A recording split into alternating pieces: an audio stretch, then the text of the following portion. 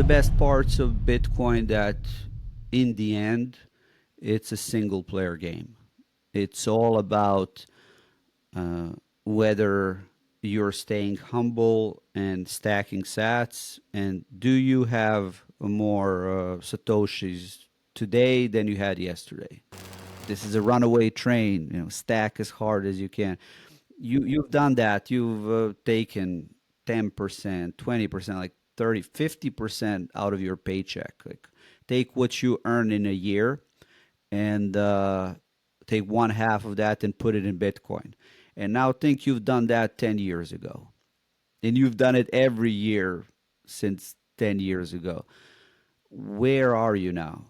Well, you are in a place of absolute financial freedom. Keep 'em cold till I'm old. I don't plan to blow my load. Wallet so blue, if you know, you know. It's better than bonds, better than gold. Finna reap up what I sow. If it money can't keep up, it gets sold. How many times you been told? DCA's the way to go. Higher highs, higher lows. Every year my network grows. Every day my network grows. Running relays, running nodes. Yeah. Dollar a day's a minimum. Stats, zap sats. Any fear I get, I'm flipping them. Hi, everyone. Welcome to Ask a Bitcoiner 21 Questions. I'm your host, Saida Gomez. Today, we have the one, the only Uncle Rockstar Dev in the house, who is going to sit down for a full interview and, of course, in the next episode, answer 21 questions in 10 minutes. Uncle Rockstar, how are you this morning? Doing great. I'm on fire, as you can see. So glad to be joining you, and thanks for the invite. Thank you so much. I have a confession to make. When I received your message, I was like, am I getting trolled? Like, is this really him? How do I verify that it is truly Uncle Rockstar and his account hasn't been hacked? Oh, I guess you could have also sent me a message on Oster, but we had to trust Elon, right? Yeah. Because it was X message. And then you sent this link. I showed up. Yeah. It could still be, AI, just using all the data from my previous interviews. So, you still should be careful until you get Noster DM from me. This is true. This is very true. I didn't think of that. And just a reminder to our viewers, this is a full-length interview, and there is a hidden 12-word seed phrase peppered throughout. So if you find the 12 words and you recover the wallet, the 21,000 sats will be yours. And of course, you know that once you recover the wallet, you have to move the sats to a wallet that only you control. But so in preparing for this interview, I looked at a lot of your posts and a lot of the interviews that you did. And one thing that really sparked my curiosity was the fact that you said that you come from a third world, and yet you've made immense contributions to the Bitcoin ecosystem with BTC Pay, of course, and with Strike. So I would like to know, in essence, how did you become Uncle Rockstar Dev? Like, what did your journey look like? I moved to US, and then I became American, and then it's USA. No, I'm joking, obviously, but it does have a huge impact, though, right? Unfortunately, we still live in a world where you're born plays a big part in how your life will unfold. And you just look, you're born in Africa, you have a lot of environmental factors to deal with. South America as well, Southeast Asia.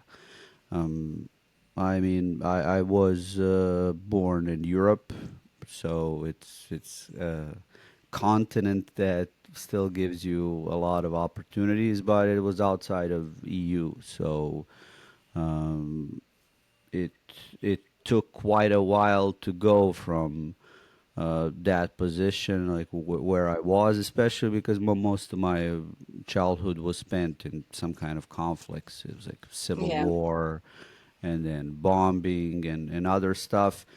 And the problem is, as a young individual, you're trying to deal with all these external influences and solve the problems, but you're not in a position of power to actually solve them or do anything about them. You gotta focus on things that you can control. You gotta always focus on like how do you improve your own capability, like in bandwidth. How do you improve your hashing power? How do you add to your own proof of work? And eventually, I immigrated to U.S. and then that expanded my capacity a lot. Especially in U.S., you do meet a lot of high quality people, and then that plays a huge role in your own like expanding your skills, doing more, being capable to do bigger hash rate and add to your own proof of work. So you moved to the U.S. and at which point or where along your journey did you come across Bitcoin? Because I do believe that you studied computer science as well. So was it Yeah. sort of in a formal university or learning environment, or was it elsewhere? Oh, that one is quite funny story because I was terrified when I was immigrating to U.S. You see how much money students and their families are spending on their education in Oh, U.S. Right? absolutely. You see it's like hundreds of thousands of dollars. So when I was immigrating, I was I was scared. I was like, how am I gonna compete with these people that have spent so much money on their education, and they must be, so much well trained than me.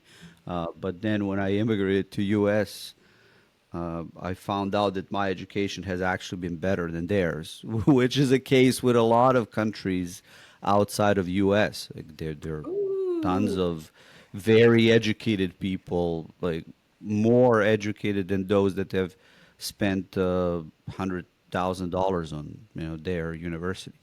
And what was especially funny was that uh, I thought, I'll envy them for they went to this university, that university. What ended up happening is they're envying me because I don't have student debt, Oh, and they amen to are, that. Yep. yeah, and they are like $200,000 in debt, and my education is better. So I was like, wait, what? I, it's not that I'm only able to compete. It's my programming is better than what, like 99% of people that studied computer science. So as I came in as a software developer, I was doing a lot of tech startups, and as part of those tech startups, there is often a question of payments, right? So I was integrating PayPal, I was integrating other solutions, but every now and then we would lose money to um, chargebacks, we would lose Yeah. money to being deplatformed. PayPal would block the account, and then you need to wait 60 days to even get your money that you earned. And that's where I started integrating Bitcoin into those products. And it was just the final step for me of getting into Bitcoin, because previously as someone that studied cypherpunk philosophy, I knew about Bitcoin, but I also didn't believe that it will it will happen. I thought governments are gonna ban Bitcoin, Yeah. and since so like 2012, 2013 and onwards, I saw also politicians are buying Bitcoin. So I was like, we got this. You know, Yeah. once they have it, the greed is taking over, and Bitcoin is becoming unstoppable. Yeah, most definitely. So you got it in a very good way. Like you saw the use case for it off the bat. So once you saw that, there was no need to try to persuade you or anything. You understood.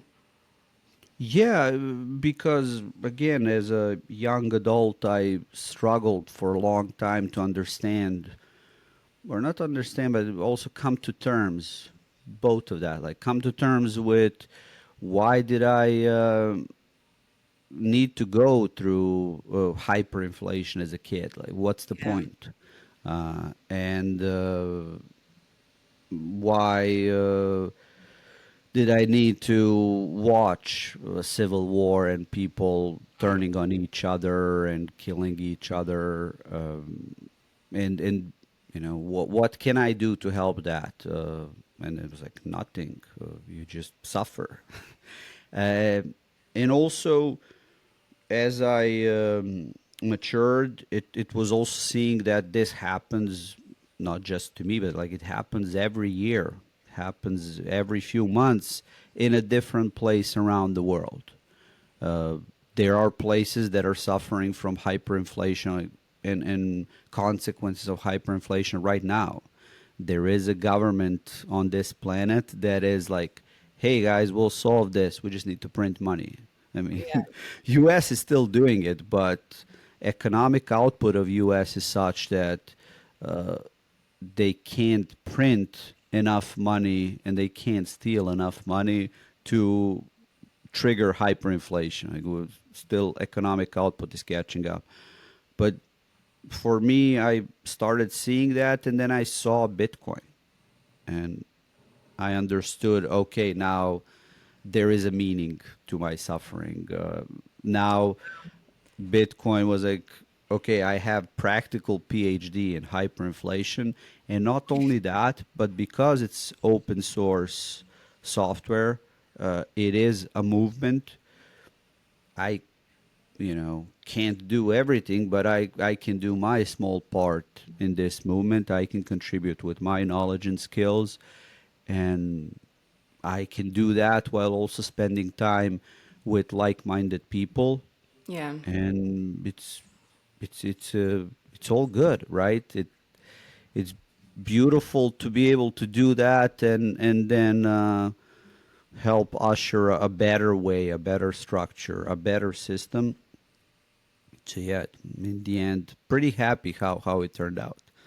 I can imagine. I mean, like you're a rock star.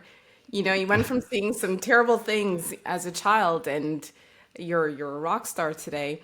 But I just so I'd like to get your take. We kind of touched upon this before we hit record, but with all of the wonderful things that Bitcoin helps to lead to, why are there so many, disputes and back and forth and like sometimes outright nastiness when Bitcoiners get together to discuss things? What is it that triggers that sort of that combative nature of people in the ecosystem? Well, it's that number go up, but greed goes up as well, Yeah. right? It's never enough, and that is just one of many reasons. Maybe people are not after money. Maybe they're after status. Oh It's yeah, like, good point. oh, I have done so much, but I'm not recognized. Like everyone else recognize me, or it can be power. It's like I don't have enough influence as much as I think I should have, so that I do this good thing. Yeah. And it it just it's that way, right? It's a human nature. You always want more. You think you're right and that someone else is wrong. But one of the best parts of Bitcoin that in the end it's a single player game. It's all about uh, whether you're staying humble and stacking sats, and do you have more satoshis today than you had yesterday, right? That can be the only metric you're focusing on. And if you do that and stay humble, you'll do pretty good. And I always tell to people, just focus on your own proof of work because Yeah. it's easy to stay with that fiat programming where, as we were discussing, it it may not even be about you. It may be about like, okay, where are you working? Who are the people around you? And that can have 10, 100 times more impact than what are you actually doing. Yeah. Um, so that there is that fiat programming that you need to go beyond, and get to the point where all you're focusing on is your own proof of work, and then you don't go like, oh, I'm gonna fix this other person, or I'm gonna change what this group of people are doing. Always exchange yourself, focus on yourself and your own proof of work, and you'll be fine. So it's also what I would say is a transition process, right? We're going from this mindset, like fiat mindset, to Bitcoin mindset, and like, well, let people do that. Let people make mistakes, let them attack other people. We'll be fine in the end, all of us, and it will also help you find your group, your people, the Yeah. ones that don't necessarily need to uh, manipulate information against you in order to feel good. It's I always say, find people that will search truth with you and not lies against you. So yeah. Yeah.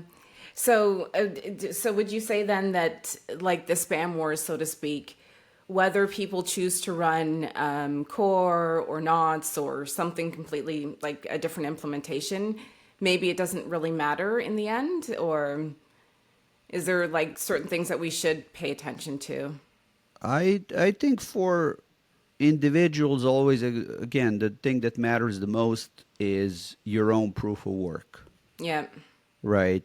Uh, so I would focus on that rather than, oh, you're running knots, or you're running core, or you're running knobs now. I don't know if you saw Okay. that one, Michael Tidwell. That guy is such a troll. I love that guy because if I was more retarded and more of an altruistic idiot, like, I would be Michael Tidwell. So shout out to Tiddy. To titty. But no, I mean, have you met Michael? I don't think so. No. Oh, he is one of those Bitcoiners that's been around for a long time. He organizes TabConf in Atlanta. It's a phenomenal conference. It's happening in a month, actually. Oh, okay. So a lot of core devs come there, a lot of developers. He really makes it technically focused. So amazing guy, amazing troll. You know the whole story about Luke Dash Jr. and FBI? Okay, so You've heard? I've heard the story, but I can't say that I know the story for sure because I haven't verified anything, and Luke has not told me what exactly happened. Well, I can tell you, like, I can give you the summary because there was a Bitcore, a meeting of Bitcoin core developers in Atlanta. I'm not sure if it was 2022 or when was it, but it was a couple of days before TabConf, and that's where the incident happened with Luke reporting to FBI like that he thinks one of the attendees is involved with stealing his Bitcoin. So that's out of that whole nonsense, I would say. What I have is Jeremy Rubin, another Bitcoin core developer that's not now actively involved. He produced that T-shirt. It's like, I went to Bitcore Atlanta, and all I got was docs to FBI. So Laugh, I'm but telling you, like Michael Tidwell produces, yeah, the craziest situations. So he's one of my favorite trolls, and yeah, we need to see how to get back on track. Yeah, what was the question was running knots, running core. At or the end like of if the it day, matters. Yeah. yeah, people focus on your proof of work, focus on collaborating with other Bitcoiners that uh, find that are adding to your own proof of work and you're adding to theirs, and that's really where we should go. And conflicts, they're part of this. You see that every month there is something that Bitcoiners are upset about, right? And hopefully it's something about fiat society and that we can impact positively and fix, or it's like we can maybe um, help realize people that know investing in Doggy Coin or Pepe Coin number 2000 will 99% like not make you rich.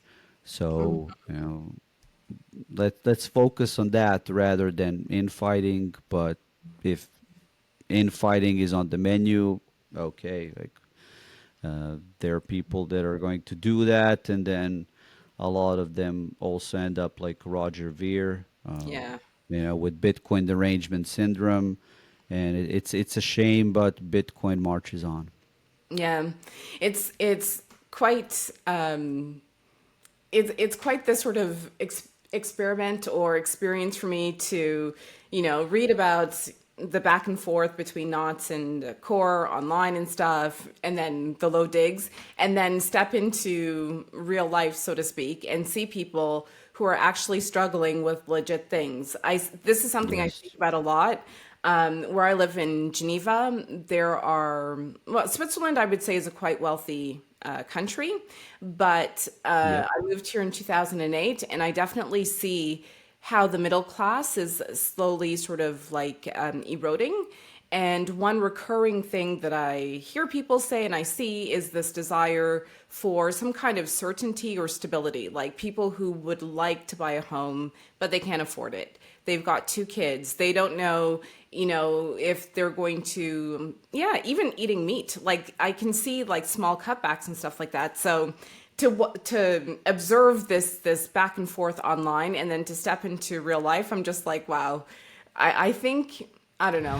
Forgive me if I'm like, if I'm insulting anyone, but I kind of feel like there's a class of Bitcoiners who are so comfortable and privileged that they have no clue what's happening in real life.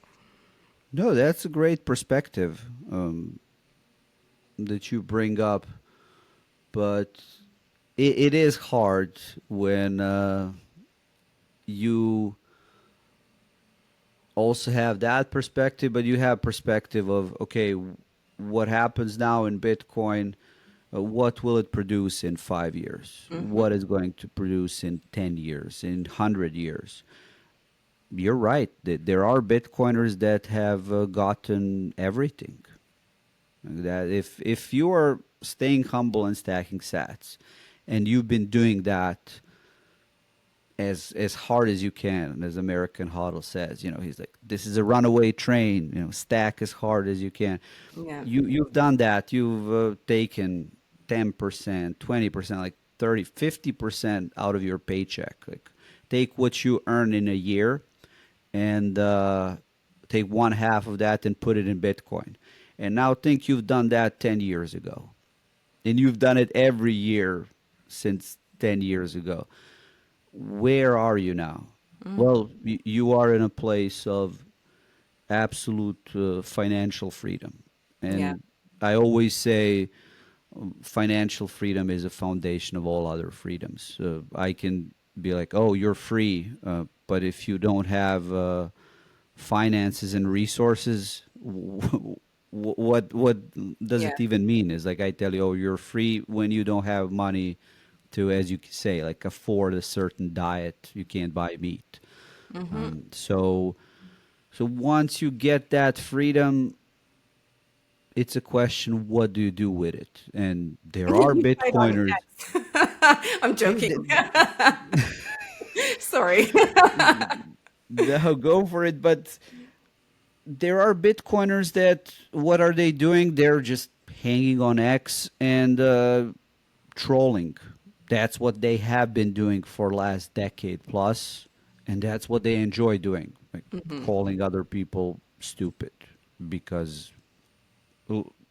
they look at themselves and say, "I am so smart. All these other people are so dumb." Like hey, that's their own proof of work. So we gotta let them do it. You just need to make sure you are not dragged into that, because for me as a developer, ultimately I am blessed with this position where I can make an impact through code. And recently I've done, for example, that Samrock Protocol. Hopefully, we'll talk about that. I've Yes. Tell me more about it. contributed, yeah, to BTC Pay server in various capacities. I've been to events where I've helped uh, Bitcoin payments be done, and then there was bolt cards with laser eyes where I love giving those to people, and then there is Bitcoin on them, so people can get their first sats by learning how to swipe Bitcoin from those cards. So, but that's what I'm supposed to do. And then, as you say, we unfortunately live in a world where increasing percentage of population has those questions of, okay, how do I buy a home? How do I start a family? How do I live a life in which I actually have control? And Yeah. it's not control is somewhere else. It's within my company. It's within the people that pay me. And Bitcoin is an answer to a lot of those questions, uh, but it's also transition period for a lot of people, Yeah. because unfortunately we live in a system where you say like, middle class is eroding. See, the top is capturing so much value. If and as someone that has experienced that, like if you Ah, I think we had a little glitch. Hi, everyone. It's Saida, host of Ask a Bitcoiner 21 Questions. To my listeners based in Canada and the US, if you're looking for a seamless way to stack sats, i.e., save money in Bitcoin, check out the Bitcoin Well. And you're probably thinking, Sai, you moved to Switzerland a long time ago. How do you know the service is good?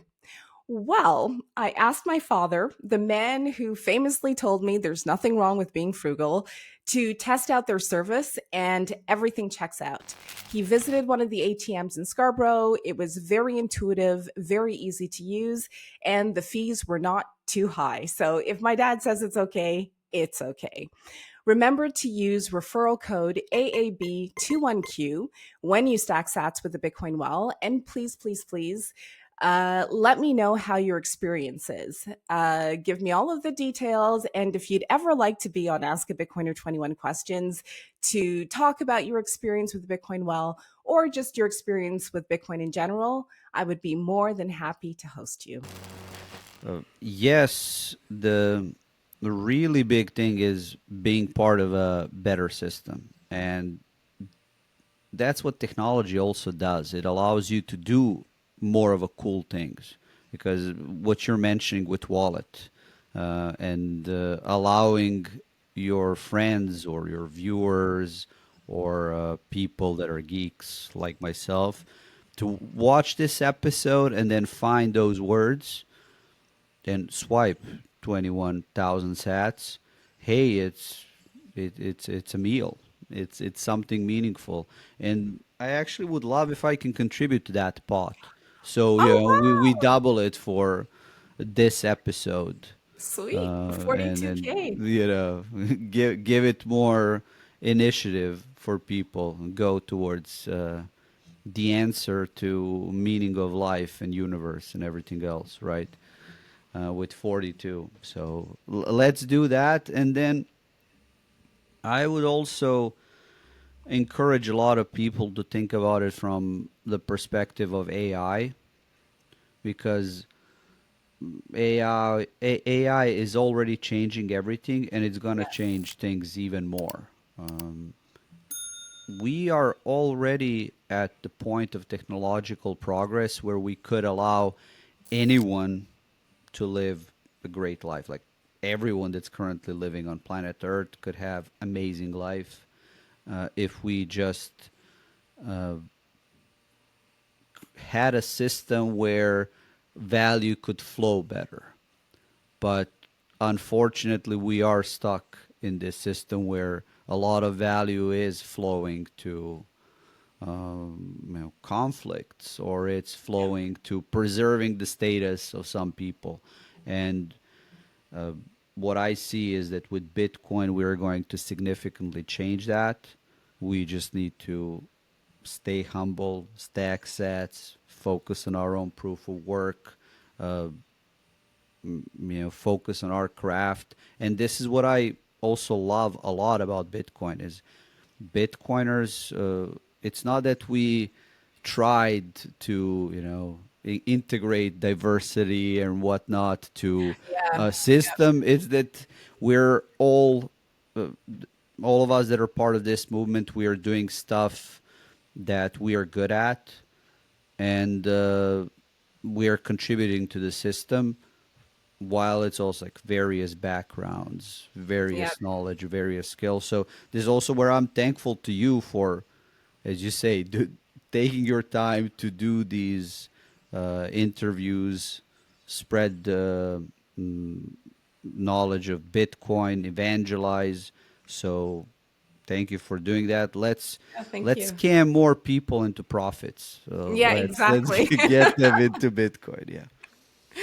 So tell us about Samrock.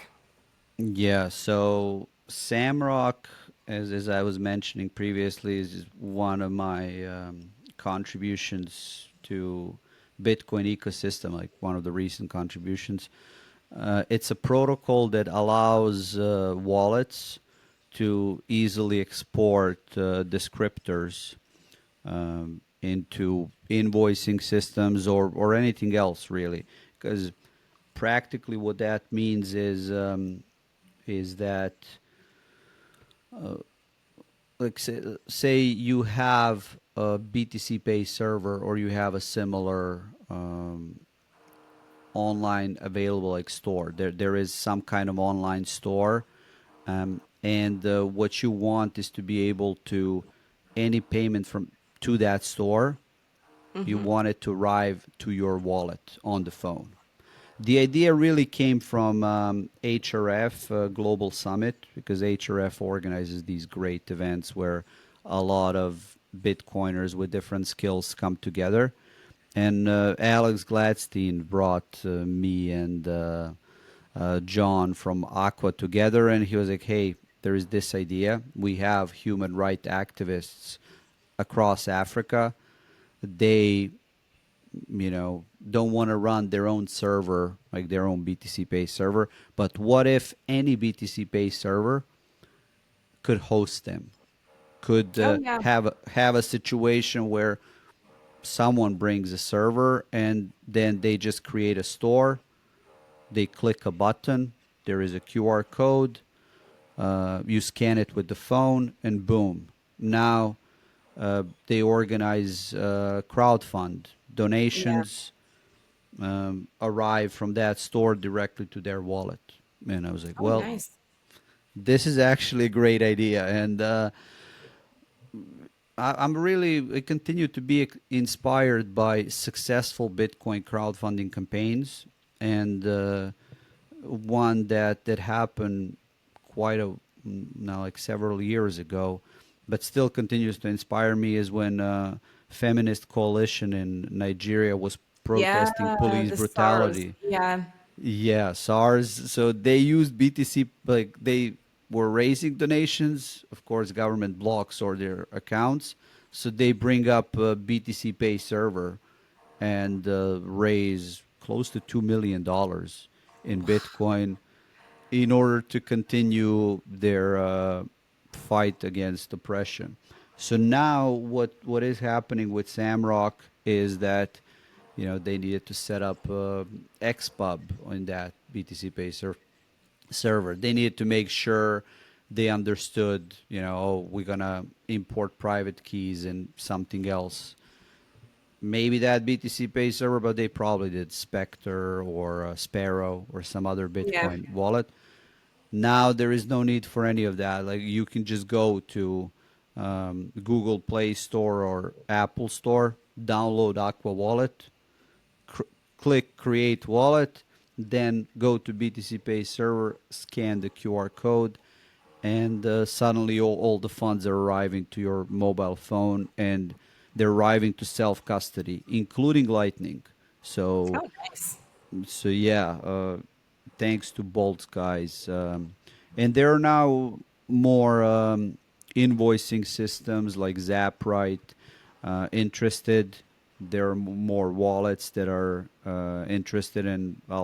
I'm in various talks to integrate Samrock Protocol across the ecosystem, so that we can push that technical boundary forward and make it easier for more people to start accepting Bitcoin, start Yeah. transacting on the network.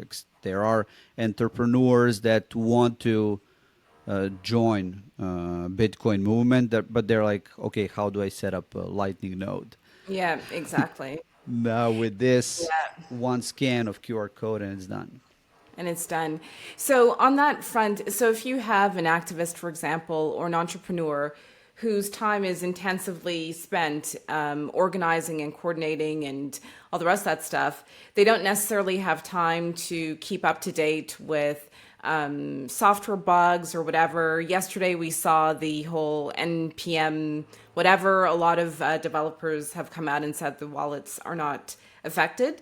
How do you guide people who use BTC Pay or now Samrock into knowing when to pay attention to technical issues and when to just, like continue doing what they do? I mean, it's hard, right? That's part of our transition to Bitcoin system will be hard because at the end of the day, you're becoming a sovereign individual Yeah. and there is no one to handhold you. Yeah. There is a good saying with don't trust, verify, and you will simply need to elevate your knowledge in order to be able to verify um, and to know where you should focus your attention. Uh, I would still encourage people to really think more actively about their social circle because it is no longer their neighbors or Yeah. their local community. It's their online community. So there is this show of yours that a lot of people are watching, so it can be a source of verified information for them, but it's also like your responsibility is increasing. And when you look at what happened yesterday, is actually like a lot of Bitcoiners were not impacted No, because exactly. yeah, that's the thing. The npm and the whole JavaScript ecosystem is insane. Like, the reason why Ledger broke the news is because they are just, I wouldn't say terrible company, but there have been now numerous cases where because they're doing a wallet and like hardware wallet, and then they're doing software on top of it, and that Yeah. software is a Frankenstein. Like even if you are having Ledger hardware wallet, do not use their software. Like, as a Bitcoiner, you actually don't need to use it. You can use something like Sparrow Yep. That's a great Bitcoin wallet. You can use BTC Pay server. You can use different wallets, and then you don't need to trust Ledger because, again, the reason why Ledger's software is so bloated and it uses npm and other stuff is because they need to support all the different shit coins, and that's the big problem. So Yep.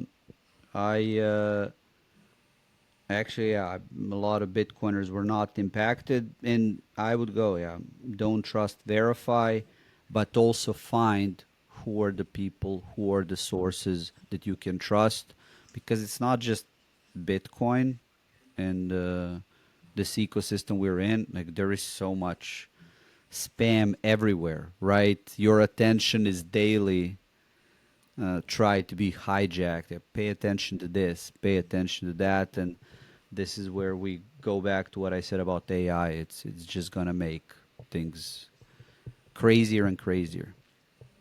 I agree. So before we close out, you're talking about attention and stuff, and there is a post that you did about being in deep focus.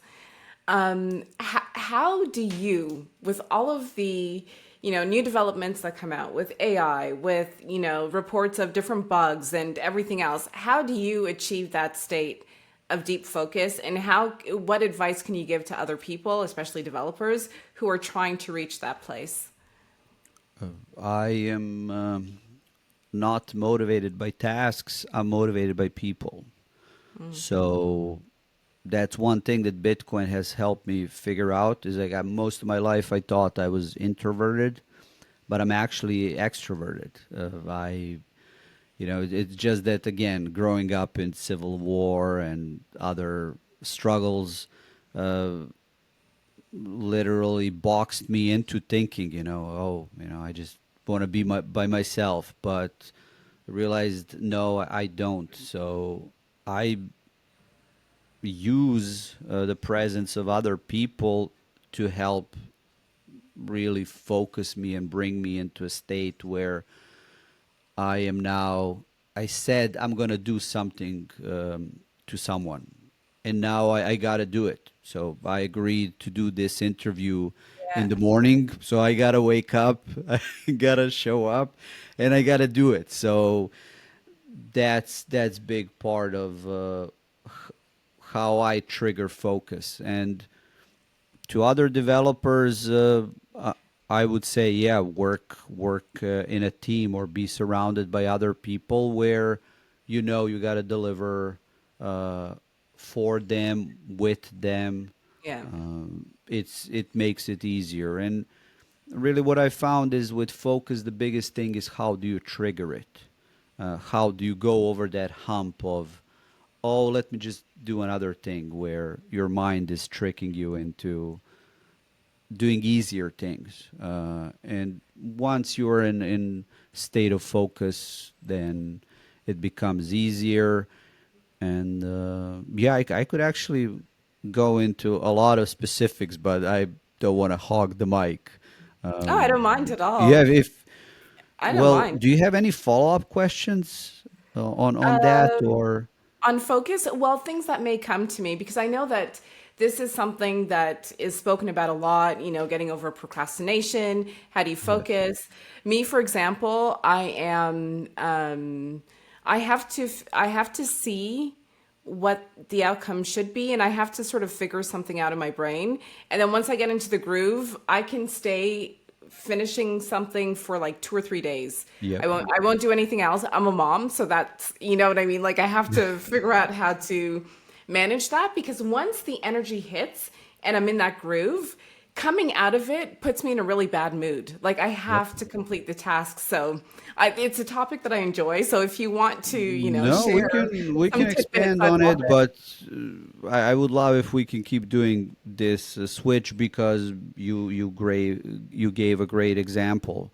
Is like you get yourself to the point of sunk cost fallacy, where you understand if you exit that focus state, now you will need to. It's more expensive. You will need to invest additional energy to go back. So you're staying focused Yeah. just by doing that.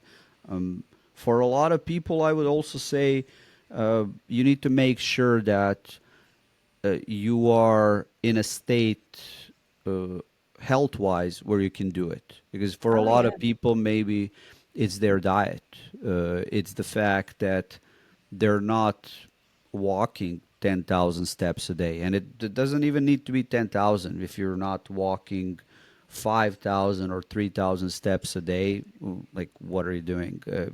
If you ever feel depressed, just go and walk outside 30 minutes and come back, and you will see that your mind is in a completely different state. Um, if you really are struggling with energy, maybe you do need to start taking caffeine. Uh, you know, maybe you don't need to do it every day, but you can try one day what will 80 milligrams or 100 milligrams or 200 milligrams of caffeine do for your focus. Maybe it's a lack of carbohydrates. A lot of people in Bitcoin are on carnivore, right? Yeah. And what happened to me as well is because I was on carnivore, didn't pay attention that, especially as you if you run or weight lift, you're depleting your storages and you need carbohydrates in order to replenish them. And Oh if you wow. don't, yeah, what you gotta experience is you'll just start feeling low energy and you'll like need naps throughout the day. So if you just start taking 2 or 3 dates or other complex like good carbohydrates where you do have sugars but they're mixed with fiber, you start having way more energy, and you need a level of energy in order to get into focus. So, for example, yeah, that's more um, operational thing, but I don't know if you have anything else on the focus we can talk about. So when you are working, do you have music playing or is it dead silent? I know that KG from Match and Kura, when he was on the podcast, I think he mentioned that he might have music playing in the background. Yeah, for me, it really depends, but that's another productivity hack I didn't pay attention much until recently. Yeah, there are various, like if you enjoy music, you should use it as another trigger for the flow state. And you can easily find ADHD prevention music on YouTube, these types of beats, those types of beats. But it helps. It actually helps to people if you have that almost a ritual of sitting Yeah. down, putting the headphones playing, Yeah. and now you're signaling to your brain, okay, now it's work time. You have prepared exactly what you're working on. Oh, if you haven't, then it's 10 minutes of sit down, prepare a list of how my next 8 hours look like. Yeah, that's a good point. I love that you're bringing up all these little hacks that Yeah. can trigger flow state. Rituals are real. With our daughter, she'll be 6 next month. And from the get go, so she was born right before COVID. And I mean, it was a wonderful time for my husband and me and stuff, and still, the uncertainty around. And we definitely honed in on the ritual with when she wakes up in the morning, the way she has breakfast, and then she brushes her teeth, etc. Before bed, it's always the same. She brushes her teeth, she puts her pajamas on, we read her a bedtime story. My husband is French, so he'll read to her in French, I read to her in English, and we've stuck to that since Nice. day one. And so she's learning how to read in French and in English. She's 5. And I'm like, wow, she's so confident in the ritual, in the structure that we've laid out, that she's not thinking about anything else but reading. And so I'm learning through her the importance of, like what you say, the ritual of doing the things every time you go to work. It does something to your brain where it helps you to produce, I find.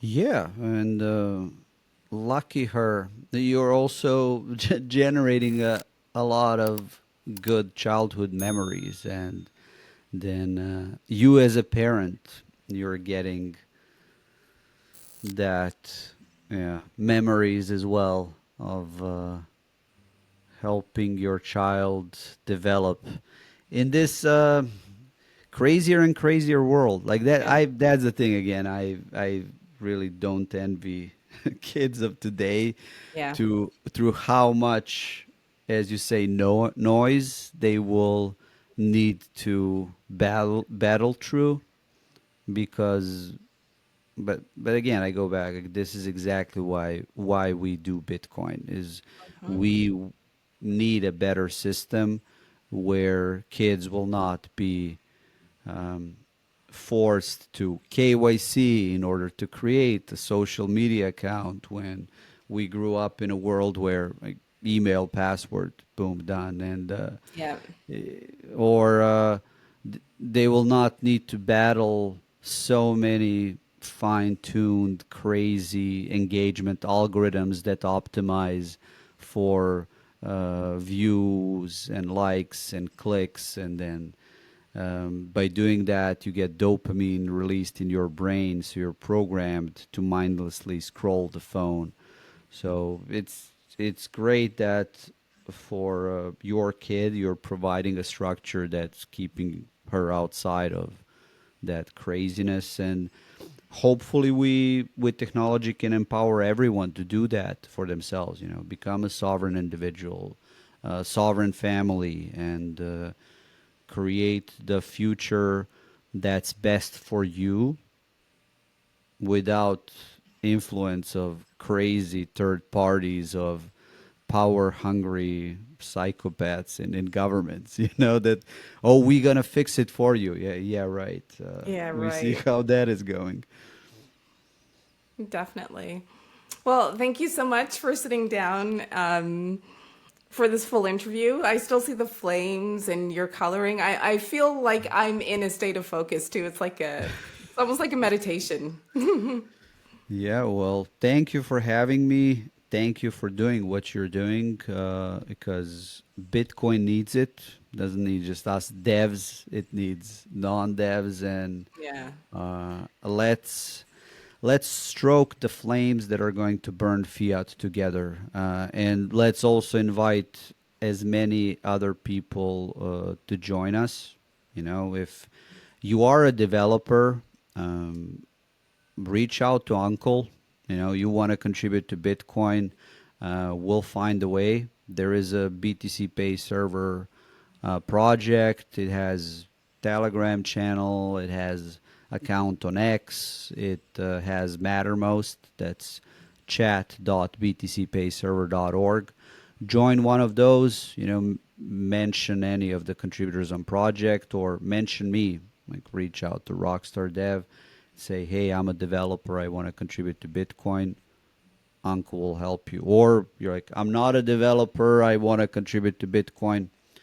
Then maybe we'll start another podcast to compete Yeah. with you. Yeah. Lots of podcasts. The more the No, no, better. no, no, no, no. Listen, if you do that, I won't. I'm not sending sats to your wallet. Okay, I'll we won't just do that. No, no, no, no, no. no. I'm sending sats to your wallet. Oh, Yeah, okay. not any other. Oh, Yes. okay. Oh, cheers. Thank you. And of course, where can people find you for people who don't know?